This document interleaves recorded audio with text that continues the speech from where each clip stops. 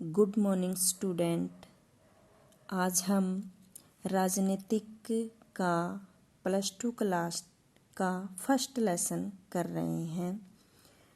इस लेसन में हम जानेंगे कि जो भारत है उसका विभाजन किस परिस्थितियों में हुआ, क्या क्या मुसीबतें हमारे सामने आई और किस तरीके से हमने आंदोलन लड़े और बाद में भारत को आज़ाद करवाया, और पाकिस्तान क्या वजह रही कि पाकिस्तान अलग एक नया राष्ट्र बन के सामने आया। तो सबसे पहले देखिए, क्वेश्चन दिया गया है कि भारत के विभाजन के मुख्य कारण लिखिए। इसमें हमें बताना है कि विभाजन का मतलब होता है बांटना, यानी भारत के टुकड़े हुए, कितने टुकड़े हुए थे? 2, एक साइड पाकिस्तान और दूसरा हिंदुस्तान, के मुख्य कारण क्या है। दूसरा, इसी क्वेश्चन को इस तरीके से दे सकते हैं कि भारत के विभाजन के मुख्य कारणों की व्याख्या कीजिए। तो सबसे पहले देखिए, कहा गया है कि मार्च 1940 में लाहौर सम्मेलन में मुस्लिम लीग के अलग मुस्लिम राज्य बनाने का एक लक्ष्य घोषित किया। यानी कि मार्च 1940 में लाहौर के अंदर एक मीटिंग बिठाई गई। इस मीटिंग के अंदर मुस्लिम लीग को एक अलग राज्य की मांग की।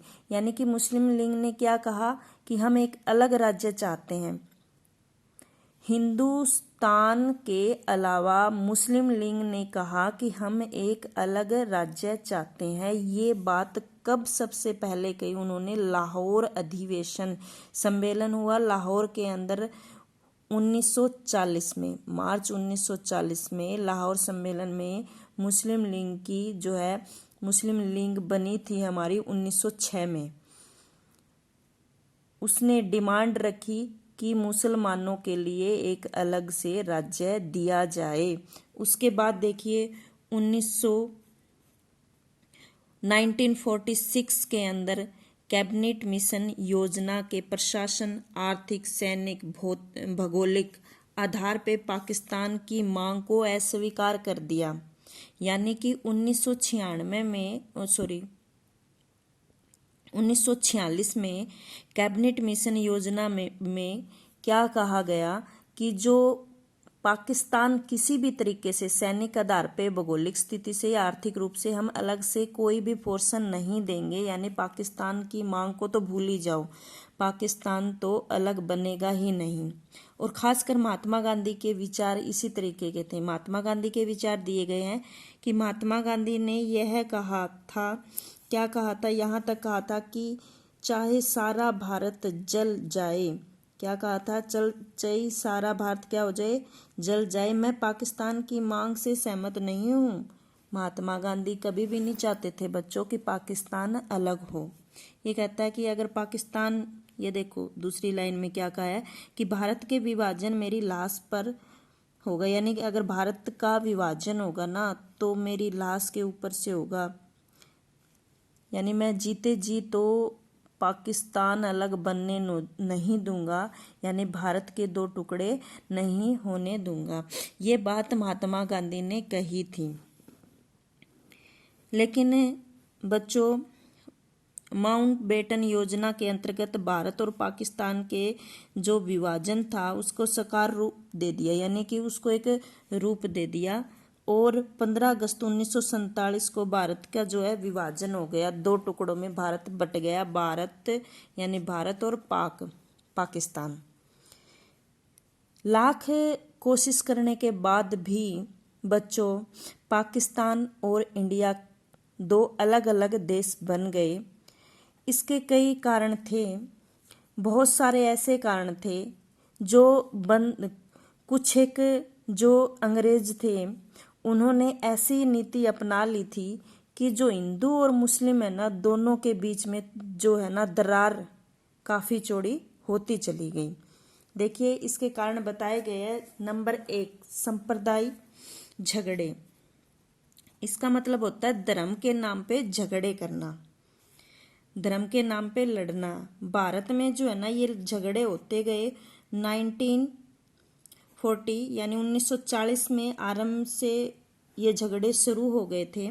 16 अगस्त 1946 में कोलकाता में बहुत रक्तपात हुआ, यानी कि उस टाइम इतने झगड़े बढ़ गए। हिंदू मुसलमान को मार रहा है, मुसलमान हिंदू को मार रहा है, और कोलकाता के अंदर बहुत बड़ा रक्तपात हुआ, यानी कि खून की नदियां बहने लगी। इस तरीके से एक दूसरे को लोग मारने लगे। कहते हैं कि सैकड़ों की लोग मर गए उसी टाइम। करोड़ों की जो संपत्ति थी बच्चों नष्ट हो गई। कोलकाता के पश्चात जो है ना अनोखी हिंदू और मुसलमान बहुत अत्याचार हुआ। वहां देखा जाए तो हिंदू और मुसलमानों एक दूसरे को मतलब मार रहे थे। धीरे धीरे क्या हुआ, सांप्रदायिक झगड़ा पूरे देश में फैल गया। स्टार्टिंग कहाँ करी, कोलकाता में। फिर क्या हुआ, ये झगड़े जो हैं धर्म के नाम पे झगड़े क्या होने लगे, देश में फैल गई। और फिर क्या हुआ देखिए, कांग्रेस नेता ने देश के विभाजन की मांग स्वीकार ही कर ली। कांग्रेस नेता ने क्या कहा फिर कि अगर ऐसे झगड़ों को अगर रोकना है तो पाकिस्तान को अलग करना ही पड़ेगा। उसके बाद देखिए दूसरा पॉइंट हम बात करते हैं जिन्ना की जिद। अब ये जिन्ना कौन है? समय के साथ साथ मुस्लिम नेता मोहम्मद अली जिन्ना, यानी मुस्लिम लीग का जो नेता था, मुस्लिम लीग अलग बनी थी, अभी मैंने ऊपर बताया था 1906 की बात है। उसमें क्या हुआ था, मुसलमानों की एक अलग सी संस्था बन गई थी, जिसमें जो है ना जितनी भी सारी बातें हैं वो मुसलमानों के अलग से होने लग गई थी। एक लिंग बना दी गई थी, जितनी भी समस्या है उस लिंग के थ्रू वो हैंडल कर ले, यानी एक अपने पर्सनल कमेटी बना ली थी। तो उनका जो नेता हुआ करता था मोहम्मद अली जिन्ना, उसकी जिद थी कि वो भारत पाकिस्तान की मांग कर रहा था। देखिए कुछ ऐसी मांगे रखी जो कांग्रेस ने स्वीकार नहीं की। कांग्रेस पार्टी ने स्वीकार नहीं की जिन्ना की कुछ एक ऐसी बात थी। उस जिद के कारण क्या हुआ, कई संवैधानिक योजनाएं असफल हो गई। जिन्ना ने कुछ एक डिमांड अपनी कांग्रेस के सामने रखी और कांग्रेस ने वो बात नहीं मानी। इसी कारण कुछ एक योजना जो बनाई थी वो क्या हो गई, असफल हो गई थी।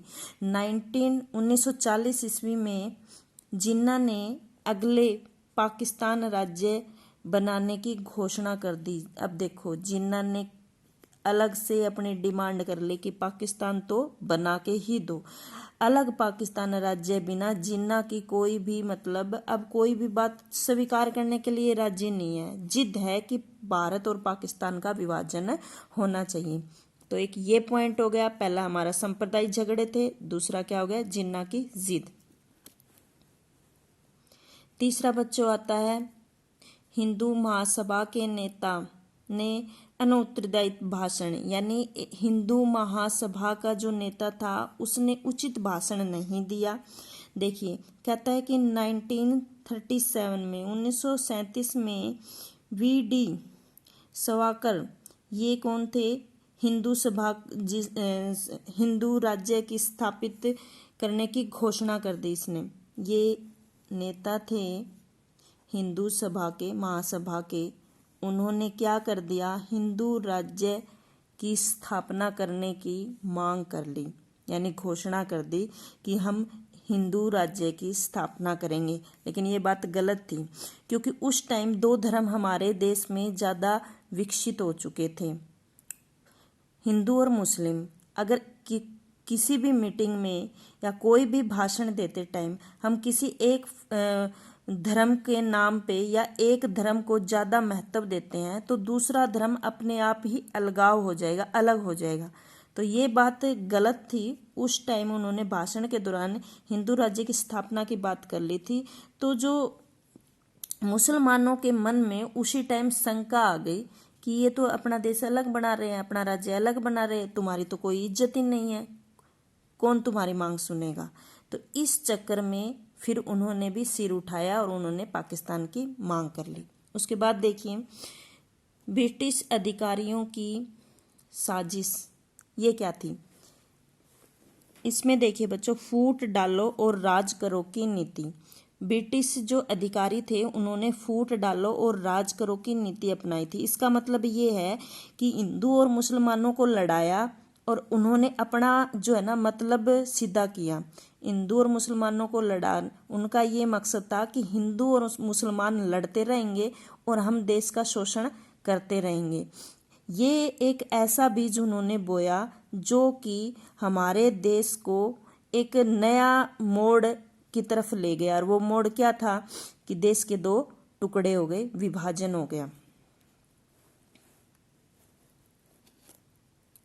एक जो पांचवा पॉइंट हम कह रहे हैं, कांग्रेस की दोषपूर्ण नीति।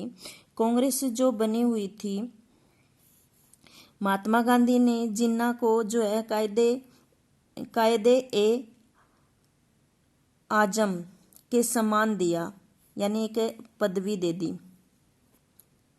इसमें क्या था, इस पदवी को पाके जिन्ना जो है ना थोड़ा अभिमानी और हट्टी बन गया। भाई हट्टी बनने के बाद उसने क्या किया, मुसलमानों को का एक महान नेता के रूप में बन गया और लखनऊ समझौते के अंतर्गत संप्रदाय चुनाव प्रणाली को स्वीकार कर लिया। और कांग्रेस की दोषपूर्ण नीति थी।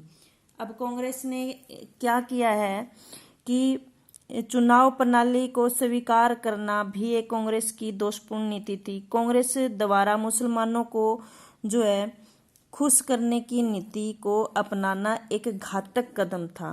उन्होंने सोचा कि जिन्ना को तो एक पदवी दे दें और इनको जो मुसलमान हैं उनको हम क्या कर लें, खुश कर दें, जिससे क्या होगा कि जो दंगे हैं वो रुक जाएंगे मुसलमानों और हिंदुओं को। लेकिन ऐसा कुछ नहीं हुआ। अपोजिट क्या हुआ, जिन्ना की जो है ना ताकत बढ़ गई। पदवी आने के बाद अभिमानी और हट्टी हो गया और फिर वो दोबारा से डिमांड करने लगा कि मेरे को पाकिस्तान अलग दो।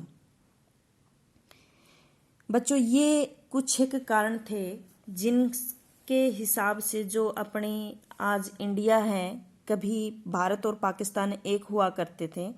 इन कुछ एक कारणों के बाद जो है ना, ये कारण हैवी होने के बाद हमारे देश के जो है ना दो टुकड़े हो गए। महात्मा गांधी के बारे में कहा जाता है कि महात्मा गांधी एक ऐसा नेता था, उन्होंने कहा कि मैंने सारा जीवन आंदोलन और रक्तपात देखते देखते निकाल दिया। अब मैं नहीं चाहता कि मेरे इंडिया के दो हिस्से हो। लेकिन बच्चों फिर भी ऐसी घटनाएं घटी, ऐसे कुछ कारण भी हमने पढ़े हैं कि इंडिया के दो हिस्से हुए। इस क्वेश्चन में हमें सिर्फ यही बताना था कि जो भारत का विभाजन हुआ था उनके मुख्य क्या कारण थे।